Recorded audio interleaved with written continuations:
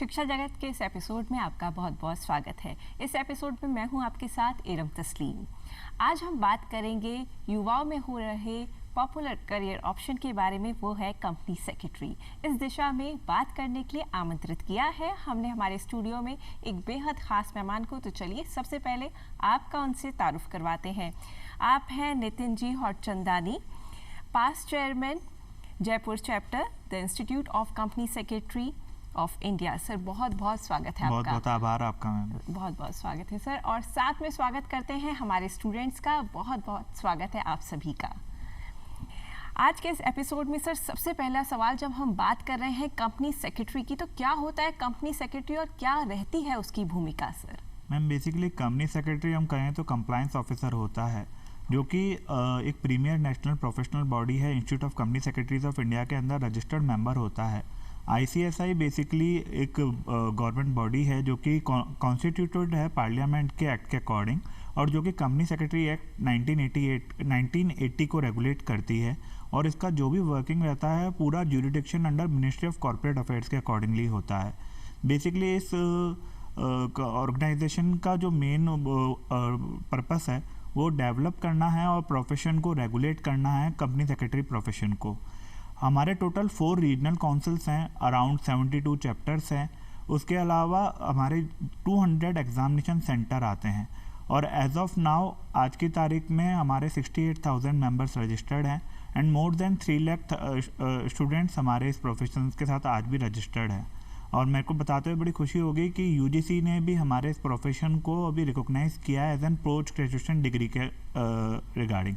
बिल्कुल sir, UGC ने recognise किया है पोस्ट ग्रेजुएशन डिग्री के रिगार्डिंग। और सर जब बात कर रहे हैं हम, इतना पॉपुलर है, तो सर मिनिमम क्वालिफिकेशन एजुकेशनल क्या रिक्वायर्ड होती है? मैम बेसिकली इसके अंदर मिनिमम जो एजुकेशनल क्वालिफिकेशन है वो 12th पास स्टूडेंट इसके अंदर अपीयर हो सकता है, और कोई भी ऐसा एज क्राइटेरिया नहीं है जिसके अंदर स्टूडेंट को कि किसी भी एज ग्रुप के अंदर वो कर सकता है, और कोई स्ट्रीम के अंदर भी कोई उसका बार्ड नहीं है कि वो अगर साइंस स्टूडेंट का भी अगर स्टूडेंट है तो वो इस कोर्स को अप्रोच कर सकता है।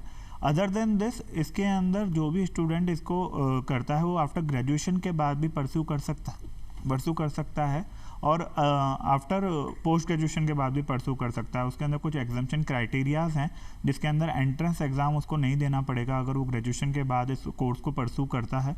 और इस के अंदर ऐसा साइंस स्ट्रीम का या कॉमर्स स्ट्रीम का या अदर बैकग्राउंड का भी कोई रेस्ट्रिक्शंस नहीं है। बिल्कुल, तो बंधन नहीं है कुछ, आप खुले हैं, मुक्त हैं इस कोर्स को परस्यू करने के लिए। सर आपने जब कुछ बंधन नहीं बताया, तो स्किल्स क्या रिक्वायर्ड होती हैं इस कोर्स को करने के लिए? कैसे सोचे कि मैं इस कोर्स के लिए एप्ट हूँ? बेसिकली स्किल्स के अंदर जो बच्चा अपने आप को कॉर्पोरेट कंप्लायंसेस के अंदर अगर वो देखता है, जो लीगल ड्राफ्टिंग में अच्छा है, लीगल कंप्लायंसेस में अच्छा है, ड्राफ्टिंग में अच्छा है, वो कॉर्पोरेट के कंप्लायंसेस को अच्छे से रिव्यू कर सकता है, और वही बच्चे को इस कोर्स को ऑप्ट करना चाहिए जो कि सारे कंप्लायंसेस को समझ सके और उसको किस तरीके से फॉलो करना है उसके ऊपर कर सकते हैं। प्रोफेशनल डिसिप्लिन और प्रोफेशनल डिग्निटी वो अगर मेंटेन कर सकता है तो ये प्रोफेशन बहुत अच्छा है उसके लिए। बिल्कुल, आपने एक वर्ड पे जोर दिया, कंप्लायंस। क्या होता है सर कंप्लायंस? मैम बेसिकली हर एक कॉर्पोरेट को ग्रो करने के लिए कंप्लायंसेस होना ज़रूरी है। आज हमारी गवर्नमेंट भी इसी चीज़ के ऊपर फोकस है कि जब तक आप पूरे कंप्लायंसेस नहीं करोगे तब तक आप ग्रो नहीं करोगे। एक नेशन बिल्डिंग के अंदर एक प्रोफेशनल का बहुत बड़ी भूमिका वो निभाता है, और कंप्लायंसेस जितना ज़्यादा कंपनी फॉलो करेगी उतना ही वो ग्रो कर पाएगी, चाहे वो एक छोटा सा स्टार्टअप क्यों नहीं हो और एक बड़ा कॉर्पोरेट क्यों नहीं हो। तो कंप्लायंसेस बेसिकली जो कंपनी सेक्रेटरी है वो लीगल कंप्लायंसेस कंपनी को क्या क्या फॉलो करनी चाहिए, उनको क्या डेडलाइंस होती हैं, उनको विद इन द डेडलाइंस रहकर उसको किस तरीके से पूरा किया जा सकता है, वो एक कंपनी सेक्रेटरी की भूमिका होती है। बिल्कुल, और कंपनी सेक्रेटरी की भूमिका में हम ये कह सकते हैं कि कंपनी सेक्रेटरी जो होता है वो रियल कंप्लायंस ऑफिसर होता है। राइट मैम जी ना सर। बढ़ेंगे अब स्टूडेंट्स की तरफ, और स्टूडेंट्स आपने जो बताया उससे कितने सेटिस्फाइड हुए हैं, क्या क्वेरीज है, स्टूडेंट्स की क्वेरी लेते हैं। पहला सवाल। नमस्कार सर, मेरा नाम करण चौधरी है, और मेरा सवाल आपसे ये है कि हमें कोचिंग इंस्टीट्यूट से करनी चाहिए या प्राइवेट ट्यूशन से? ऐसा कोई रेस्ट्रिक्शंस नहीं है। जब भी आप इस कोर्स के अंदर एंटर करते हो तो इंस्टीट्यूट आपको स्टडी मटेरियल प्रोवाइड करता है, इन हाउस ट्रेनिंग्स प्रोवाइड करता है। बहुत सारे ट्रेनिंग प्रोग्राम हैं। जब आप इस कोर्स के अंदर एनरोल करेंगे तो प्रोफेशनल डेवलपमेंट प्रोग्राम है, आपके ओरिएंटेशन प्रोग्राम है, जो कि एक मैंडेटरी स्टूडेंट को करने पड़ते हैं। तो इंस्टीट्यूट के पास बहुत सारी ऐसी फैकल्टीज़ हैं जो कि एक्सपर्टाइज फैकल्टीज़ आपको लोअर रेट के अंदर वो एक्सपर्टाइज हम प्रोवाइड करते हैं, और वेरियस ऑप्शंस हैं बच्चे को पढ़ने के लिए। और ऑलरेडी इंस्टीट्यूट इसके ऊपर बहुत सारे ट्रेनिंग प्रोग्राम ऑलरेडी कर रहा है और आगे भी करता आ रहा है। बिल्कुल सर, बहुत अच्छे से आपने समझाया कि किस तरह से एक हेल्पिंग एड की तरह हम कोचिंग की आजकल जो हुआ है बहुत ज़्यादा बच्चों में डर रहता है। तो सर कोर्स के बारे में पहले हम जानेंगे, किस तरह का कोर्स रहता है, क्या कुछ पढ़ाया जाता है सर? इस कोर्स को है ना मैम 3 पार्ट में डिवाइड किया गया है। एक तो सबसे पहले बिगनर लेवल होता है जिसे हम CSEET के नाम से जानते हैं, जो कि एक एंट्रेंस एग्जाम टेस्ट है और ये कम्प्लीटली ऑनलाइन प्रोसेस है। हम इसको ऑनलाइन, और ये 1 साल के अंदर 4 बार होता है, तो बच्चा कभी भी अपनी सहूलियत के अकॉर्डिंगली उस पेपर के अंदर रजिस्टर कर सकता है। उसके बाद जो सेकंड लेवल आती है वो एग्जीक्यूटिव प्रोग्राम लेवल है। उसको हमने 2 भागों में बांटा है, 2 ग्रुप्स के अंदर वो कोर्स है। वो चाहे आप एक एक करके ग्रुप पास कर सकते हैं या दोनों साथ में कर सकते हैं, और ये एग्ज़ाम साल में 2 बार होता है। और हमारे इस कोर्स की डेडलाइंस फिक्स हैं, एग्ज़ाम की डेट भी फिक्स हैं और रिजल्ट्स की डेट भी फिक्स हैं। तो ये एग्ज़ाम 2 बार होता है। उसके बाद प्रोफेशनल एग्ज़ाम होता है जो कि लास्ट और फाइनल स्टेज होती है। उसके अंदर टोटल 3 ग्रुप के अंदर उस कोर्स को बांटा गया है और 9 सब्जेक्ट उसके अंदर हैं, जिसके अंदर ओवरऑल बच्चे की कैपेबिलिटीज़ के ऊपर कोर्स को डिज़ाइन किया गया है, जिसमें वो लीगल कंप्लायंसेस को, कंपनी लॉस को, एक्ट्स को समझ सकता है। बिल्कुल सर। सर जब पढ़ने की बारी आती है तो मतलब कितना ज़्यादा स्टूडियस इसमें हम कहें कि स्टूडेंट को रहना पड़ता है? मैम प्रोफेशनल कोर्स है तो स्टूडियस और डेडिकेशन पूरा मांगता है, और आप ये मान के चलें 10 आवर्स की स्टडी तो ज़रूरी है, क्योंकि अभी बच्चा मेहनत करेगा तभी जाके बाद में उसको रिवॉर्ड अच्छा मिलेगा, क्योंकि ये प्रोफेशन कोर्स है और इसके अंदर टाइम डिवोशन बहुत ज़्यादा ज़रूरी है। बिल्कुल सर। तो मतलब ये कि अगर आप कंपनी सेक्रेटरी में आना चाहते हैं तो कमर कस लीजिए, मेहनत बहुत लगेगी। मेहनत बहुत लगेगी। बिल्कुल सर। अगर बात करते हैं कोर्स के आगे जाके ट्रेनिंग की, तो ट्रेनिंग किस तरह की होती है, क्या कुछ सिखाया जाता है? मैम इस जवाब का मैं पहले एक लाइन से शुरुआत करूँगा कि ज्ञान से हमें शब्द समझ में आते हैं और अनुभव से अर्थ। तो उसी तरीके से जब बच्चा ट्रेनिंग के अंदर आता है तो वो सिर्फ बुकिश नॉलेज लेकर आता है, जो कि थ्योरेटिकल नॉलेज होती है, जो कि उसको किताबों के द्वारा पढ़ाई जाती है। बट प्रैक्टिकल ट्रेनिंग के अंदर हम उसके कोर स्क्रैच से उसके ऊपर मेहनत करते हैं। उसको किस तरीके से क्लाइंट से डील करना है, किस तरीके से रेगुलेटरी बॉडीज़ के सामने प्रेजेंट होना है, किस तरीके से कॉर्पोरेट्स में अपने कंप्लायंसेस का ध्यान रखना है। तो शुरुआत से लेके हम उसकी ट्रेनिंग के ऊपर मेहनत करते हैं, और बहुत सारे ऑप्शंस हैं बच्चे के पास। वो एक एम्प्लॉयमेंट के अंडर में भी ट्रेनिंग कर सकता है और एक प्रैक्टिसिंग कंपनी सेक्रेटरी के अंडर में भी ट्रेनिंग कर सकता है। तो बहुत सारे एरियाज़ हैं, अकॉर्डिंगली बच्चा अपने इंटरेस्ट के अनुसार अपने टॉपिक को चूज़ करता है और उसके ऊपर स्पेशलाइजेशन के ऊपर मेहनत करता है। बिल्कुल, यानी ट्रेनिंग की जो चीज़ें हैं वो आपको एक खुला आसमान देती हैं, आप अपने इंटरेस्ट को परस्यू कर सकते हैं। Right ma'am. तो चलिए अब बढ़ते हैं स्टूडेंट्स की तरफ और जानते हैं क्या क्वेरी है हमारी अगली। हेलो सर, मेरा नाम अलीशान रिजवी है। मेरा सवाल ये है कि इसमें ट्रेनिंग एग्जीक्यूटिव कंप्लीट करने के बाद करनी चाहिए या प्रोफेशनल कोर्स कंप्लीट करने के बाद करनी चाहिए? इंस्टीट्यूट ने ये ऑप्शन बच्चे के ऊपर खुला छोड़ा है। ये ऑप्शनल है आप लोगों के इंटरेस्ट के हिसाब से। अगर आप अपने कोर्स को एग्जीक्यूटिव के बाद ट्रेनिंग चालू कर सकते हो, और अगर आपको लगता है कि आप एजुकेशन के साथ में ट्रेनिंग नहीं कर पाएंगे तो आप प्रोफेशनल के बाद भी ट्रेनिंग को कर सकते हो। 21 मंथ्स का ट्रेनिंग पीरियड होता है जिसके अंदर आपको ट्रेनिंग कंप्लीट करनी है। वेदर इन कोर्स आप एग्जीक्यूटिव के बाद इसको शुरू करते हैं चाहे फाइनल के बाद शुरू करते हैं। तो जहां आपकी कंपैटिबिलिटी हो, जो आपको सहूलियत हो, आप उस हिसाब से अपनी ट्रेनिंग कर सकते हैं। कोई बाउंडेशन नहीं है, it's completely optional for the student. बिल्कुल फ्लेक्सिबल है, फ्लेक्सिबिलिटी पूरी है। राइट सर अगला क्वेश्चन भी लेते हैं स्टूडेंट से। हेलो सर, मेरा नाम लवीना ककानी है। मेरा क्वेश्चन है आपसे कि आपने अभी बोला कि प्रैक्टिस में भी जा सकते हैं और एम्प्लॉयमेंट में भी। सर तो प्रैक्टिस में क्या क्या स्कोप है, क्या क्या अपॉर्चुनिटीज़ हमारे पास प्रैक्टिस में होती हैं? प्रैक्टिस में ऐसा नहीं है कि कंपनी सेक्रेटरी में सिर्फ सेक्रेटरी कंप्लायंसेस ही देखना जाता है। यहाँ पे बहुत सारी अपॉर्चुनिटीज़ हैं, बहुत सारी रिकॉग्निशंस कंपनी सेक्रेटरी इंस्टीट्यूट के पास हैं। जैसा कि आप जीएसटी प्रैक्टिशनर बन सकते हो। मुझे बताते हुए बड़ा गर्व होता है कि हमारे सीएस प्रोफेशनल बहुत सारे जीएसटी प्रैक्टिशनर्स में रजिस्टर्ड हैं। उसके अलावा आप रजिस्टर्ड वैल्यूअर बन सकते हो। उसके अलावा आप इंसॉल्वेंसी प्रोफेशनल बन सकते हो। अदर देन दिस लोग इंटेलेक्चुअल प्रॉपर्टी के अंदर भी अपनी प्रैक्टिस को एक्सपर्टाइज करते हैं, जैसे ट्रेडमार्क अथॉरिटीज़ के सामने प्रेजेंट होना। अदर देन दिस आप KMP की डेजिग्नेशन में आते हो, आप रेगुलेटर्स के सामने प्रेजेंट्स होते हो, और भी ऐसे बहुत सारे दायरे हैं जैसे सोसाइटीज़ एक्ट के अंदर, पार्टनरशिप एक्ट के अंदर, इनकम टैक्स एक्ट के अंदर आप अपने आप को प्रेजेंट कर सकते हो as an company secretary. So there is the sky is the limit, आप जितना आपके पंख फैलाएंगे उतना इस प्रोफेशन के अंदर आपको मिलेगा। बिल्कुल सर, लवीना कक्कानी के ही सवाल पे सर मैं उसको आगे बढ़ाऊंगी और आपसे पूछूंगी कि जॉब अपॉर्चुनिटीज़ का सवाल था। तो युवा जब किसी भी कोर्स को परस्यू करता है तो मन में होता है कि एक जॉब जो होता है मेन गोल होता है, तो इसमें क्या क्या अपॉर्चुनिटीज़ हैं और नए अपॉर्चुनिटीज़, नए एवेन्यूज़ कौन कौन से हैं सर? मैम मैं इसके अंदर आपको बताना चाहूँगा कि एक कंपनी सेक्रेटरी के पास जब वो मेंबर बन जाता है, दो तरीके की मेजर अपॉर्चुनिटीज़ होती हैं। एक तो वो एम्प्लॉयमेंट में जा सकता है और दूसरा प्रैक्टिस में जा सकता है। हम बात करेंगे पहले एम्प्लॉयमेंट की। एम्प्लॉयमेंट के अंदर जो अपॉर्चुनिटीज़ हैं, तो मैंडेटरी एक एक्सक्लूसिव सर्टिफिकेशन है जो कि कंपनी सेक्रेटरी के पास है, और उसको हर एक कंपनी जो कि लिस्टेड कंपनी है और जिसकी पेड अप कैपिटल 10 करोड़ से ज़्यादा है, उसको कंपनी सेक्रेटरी का अपॉइंटमेंट करना बहुत ज़्यादा ज़रूरी है, और उसके सारे कंप्लायंसेस KMP की पोजीशन पे कंपनी सेक्रेटरी देखता है। तो ये तो हुई बात एम्प्लॉयमेंट की। हम बात करते हैं प्रैक्टिसिंग साइड की। तो मैंने आपको बताया बहुत सारे ऐसे एरियाज़ हैं जहाँ के लिए एक्सक्लूसिव कंपनी सेक्रेटरी अलाउड हैं प्रेजेंट होने के लिए। अदर देन दैट कि जो लिस्टेड कंपनीज हैं और उनकी पेड अप कैपिटल 50 लाख से ज़्यादा है, तो उनको सेक्रेटल ऑडिट करना ज़रूरी है।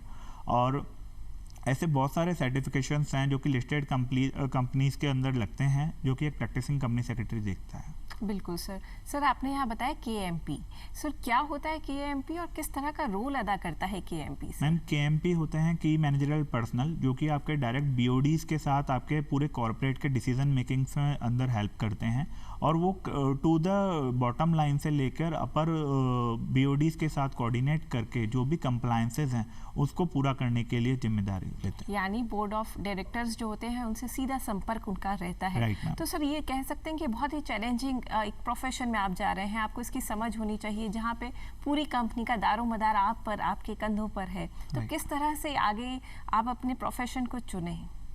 मैम प्रोफेशन को चुनने के लिए अगर आपका एरिया कंप्लायंसेस को लेकर है और लीगल ड्राफ्टिंग को लेकर है, तो ये प्रोफेशन उनके लिए बहुत ही ज़्यादा अच्छा है, और इस प्रोफेशन के अंदर जितने ज़्यादा चैलेंजेस हैं उतनी ज़्यादा अपॉर्चुनिटीज़ भी हैं।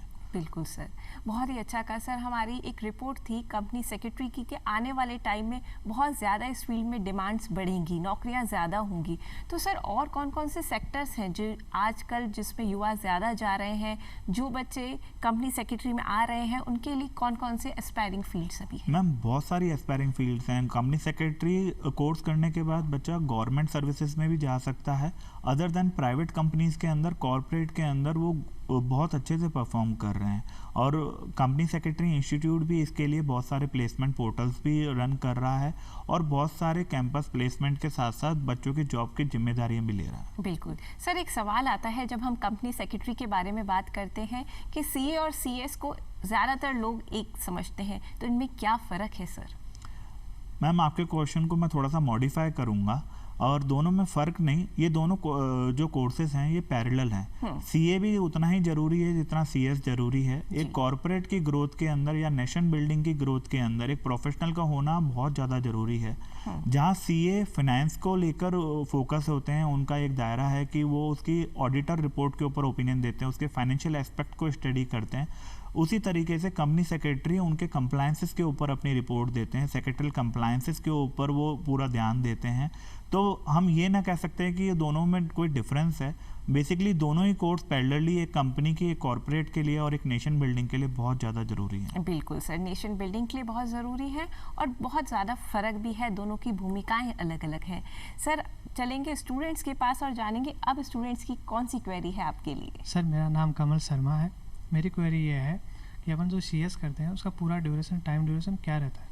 ड्यूरेशन अगर आप नॉर्मली, जैसे मैंने आपको बताया कि 2 बार एग्ज़ाम होते हैं साल के अंदर, अगर आप रेगुलरली बेसिस पे स्टडी करके एग्ज़ाम को क्वालिफाई करते हैं तो 4 इयर्स के अंदर आप इस कोर्स को कंप्लीट कर सकते हैं। इसके अंदर 21 मंथ्स की ट्रेनिंग है, वो आप एग्जीक्यूटिव लेवल के बाद भी शुरू कर सकते हो और प्रोफेशनल एग्ज़ाम के बाद भी कंप्लीट करने के बाद कर सकते हो। तो ड्यूरेशन जो 21 आपका मंथ्स का है सर, तो कौन सा ज़्यादा बेहतर रहता है करना? मैम 21 मंथ्स का ट्रेनिंग है। अब वही है कि बच्चा अपने आप की प्रैक्टिकल नॉलेज को जितना ज़्यादा ग्रूम करेगा और वो अपनी सहूलियत के हिसाब से ग्रूम करेगा कि वो साथ ही साथ अपने स्टडीज़ को भी इफ़ेक्ट ना करे और अपनी नॉलेज को भी ग्रूम करे, तो अकॉर्डिंगली वो स्टूडेंट की सहूलियत के हिसाब से डिपेंड करता है। बिल्कुल, अपनी पर्सनल कैपेबिलिटीज़ की आप जितनी डिमांडिंग आप हैं, आप जितनी मेहनत कर सकते हैं उस हिसाब से आप कर सकते हैं। सर, अगला सवाल ये है कि जिस तरह से हम देख रहे हैं बहुत ही प्रोफेशनल कोर्स है, बहुत कॉम्पिटिटिव हमारा एनवायरनमेंट हो गया है आजकल, तो चैलेंजेस क्या क्या हैं इस सीएस में सर? चैलेंजेस बहुत हैं। एक तो आपका टाइम लगता है, सेकेंडली आपको बहुत सारे अटैम्प्ट भी लगते हैं बच्चों के लिए। लेकिन अगर मैं बात करूँ ना, चैलेंजेस के अलावा बहुत सी सारी अपॉर्चुनिटीज़ हैं जिसके थ्रू हम इन चैलेंजेस को ओवरकम कर सकते हैं। अगर बात करूँ स्टडी के लिए, तो उसके अंदर बच्चों के लिए बहुत सारे इंस्टीट्यूट, बहुत सारे ट्रेनिंग प्रोग्राम जिस तरीके से ऑर्गेनाइज कर रहा है, उनको स्टडी मटेरियल प्रोवाइड कर रहा है, उनके साथ रेगुलर फैकल्टीज़ का इंटरेक्शन बहुत ईजी वे में हो रखा है। आफ्टर बिकमिंग द मेंबर अगर बात करूं तो उसके अंदर कोई भी प्रोफेशनल मेंबर की नॉलेज को अपडेट करने के लिए जिस तरीके से हमारी रेगुलेटरीज चेंजेस आते हैं, सेक्शंस के अंदर अमेंडमेंट्स आते हैं, तो इंस्टीट्यूट उसके लिए भी सेमिनार ऑर्गेनाइज करता है, स्टडी सर्कल मीटिंग ऑर्गेनाइज करता है, जिससे हमारा मेंबर अपडेटेड रहे और इन चैलेंजेस को वो ईजीली फेस कर पाए। बिल्कुल सर, सारी चीज़ें आपको मुहैया करवा दी जाती हैं आपके स्मूथ फंक्शनिंग के लिए, आप स्मूथली इस कोर्स को परस्यू कर सकें। लेकिन सर, जिस तरह से आपने जिक्र किया कि काफ़ी बार अटैम्प्ट ज़्यादा लग जाते हैं, एक में असफल, दूसरे में असफल, तीसरे अटैम्प्ट में असफल, जब असफलताएं जो होती हैं हमारी झोली में इकट्ठी हो जाती हैं तो हमारा मोटिवेशन लेवल डाउन हो जाता है। उस स्थिति में कैसे अपने मोटिवेशन को बनाए रखें? मोटिवेशन लेवल वही है कि मैम एंड रिजल्ट आपका अच्छा है, अटैम्प्ट यहाँ पे मैटर नहीं करते। एक प्रोफेशनल डिग्री है, इसकी भी कुछ लिमिटेशंस हैं और कुछ भूमिकाएं हैं जो कि एक प्रोफेशनल को समझनी पड़ेगी, और जितना आप अच्छे से उस चीज़ को परफॉर्म करेंगे उतना ही आगे उसका रिजल्ट अच्छा होगा। तो डिफ़िकल्टीज़ बहुत हैं, उसके अलावा इंस्टीट्यूट मोटिवेशनल्स भी इसके अंदर बहुत आपकी हेल्प करता है। और अगर आप एंड रिजल्ट की बात करें तो ये सारे चैलेंजेस अपन इजीली ओवरकम कर सकते हैं। बिल्कुल सर, एज अ टीचर आप किस तरह से बच्चों को गाइड करते हैं, मोटिवेट करते हैं कि वो अपनी असफलताओं को भी बहुत आसानी से एक्सेप्ट करें? मैम, कंपनी सेक्रेटरी प्रोफेशन है ना, बहुत सारी ऐसी अपॉर्चुनिटीज़ देता है। अगर आपका एग्ज़ाम पास भी नहीं होता और एग्जीक्यूटिव एग्ज़ाम के बाद आप अपनी ट्रेनिंग चालू करते हो, तो आप अपने प्रैक्टिकल अप्रोच को डेवलप कर सकते हो, अपनी पर्सनल ग्रूमिंग के ऊपर फोकस कर सकते हो, क्योंकि बहुत सारे ऐसे एरियाज़ हैं जहाँ पे हम नॉर्मली प्रेजेंट हो सकते हैं अगर हमारे में प्रोफेशनल कैपेबिलिटीज़ हैं। और एग्ज़ाम इतना भी टफ नहीं है कि जो हम उससे डरें, क्योंकि जब तक डर के आगे जीत है और जितना रिस्क होगा उतना हाईली रिवॉर्ड होगा। बिल्कुल, जिस तरह से आपने बोला डर के आगे जीत है और जितना रिस्क है तो एक रिस्क तो इसमें बनता है सर। और सर, मिनिमम आप इसमें अटेम्प्ट्स भी दे सकते हैं, तो इसमें कोई टाइम लिमिट भी नहीं है, पर अमूमन कितने समय में ये हो जाता है? नॉर्मली 4 इयर्स के अंदर इस कोर्स को कंप्लीट कर लेते हैं। 4 to 5 इयर्स का जो नॉर्मल ड्यूरेशन होता है, इसके अंदर एक बच्चा अपना पूरा कोर्स को कंप्लीट भी कर लेता है और ट्रेनिंग प्रोग्राम्स भी कंप्लीट कर लेता है। बिल्कुल। हमारे साथ नितिन जी आप हैं, आपकी खुद का एक्सपीरियंस है, आप खुद सीएस हैं, तो आपकी जर्नी कैसी रही, कितनी हम कहें स्मूथ थी? स्मूथ मैम, कहूँगा कि इस प्रोफेशन ने बहुत कुछ दिया है और बहुत सारी ऐसी अपॉर्चुनिटीज़ हैं जिसके ऊपर मैं आगे भी फाइट कर रहा हूँ, और बहुत से ऐसे चैलेंजेस भी उस दौरान आए।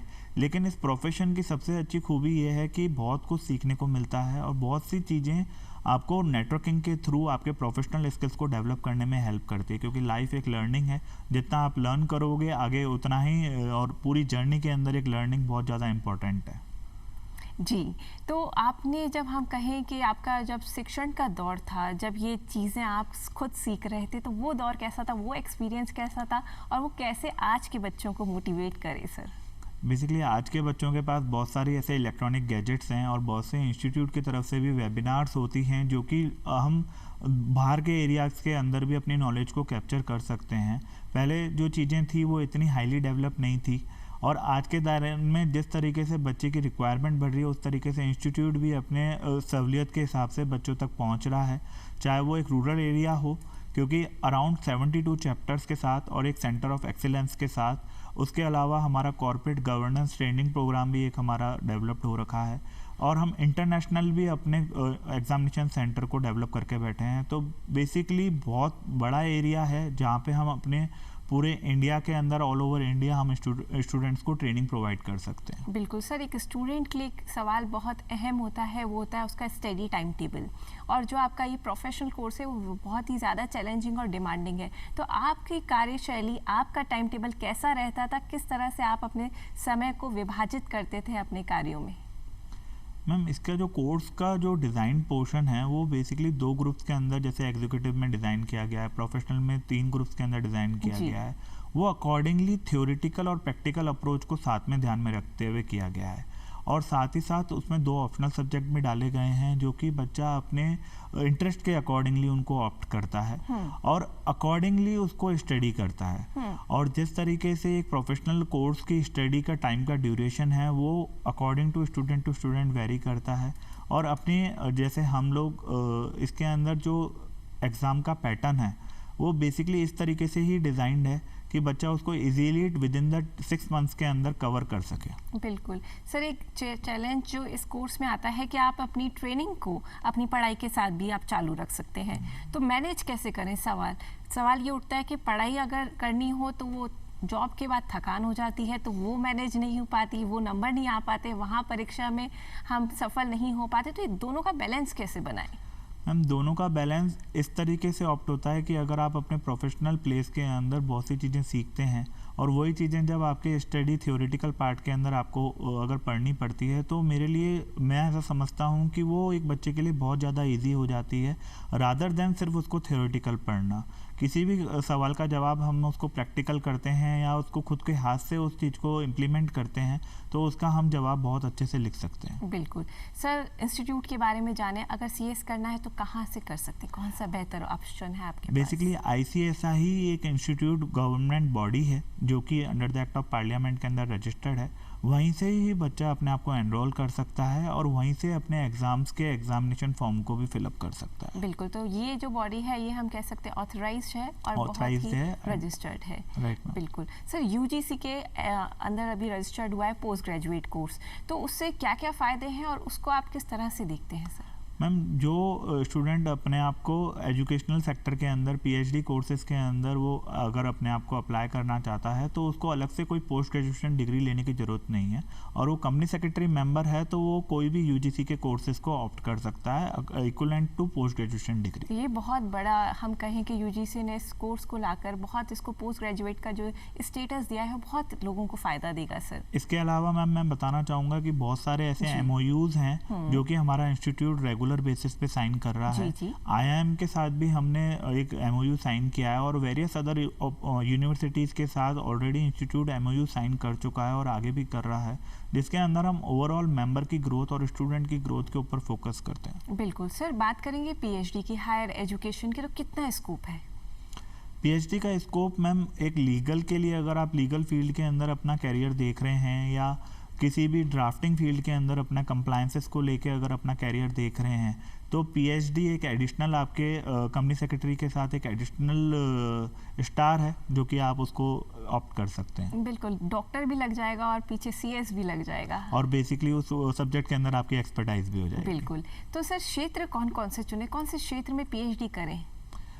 एक कंपनी सेक्रेटरी के लिए जो सबसे अच्छा क्षेत्र है वो है लीगल, और लीगल कंप्लायंसेस होते हैं, कंपनी लॉज हैं, जिस भी लीगल के अंदर वो जाना चाहता है और लीगल कंप्लायंसेस के साथ जो भी कंपनीज के ऊपर जैसे MSME डिपार्टमेंट है उसके ऊपर भी बच्चे PhD करते हैं एंड वेरियस अदर सेक्टर्स हैं जो कि कंप्लायंसेस में according to interest of student वो ऑप्ट कर सकते हैं। बिल्कुल सर, जो बच्चे आपको इस वक्त देख रहे हैं अपनी TV स्क्रीन पे, उनके लिए आप क्या संदेश देना चाहेंगे आज?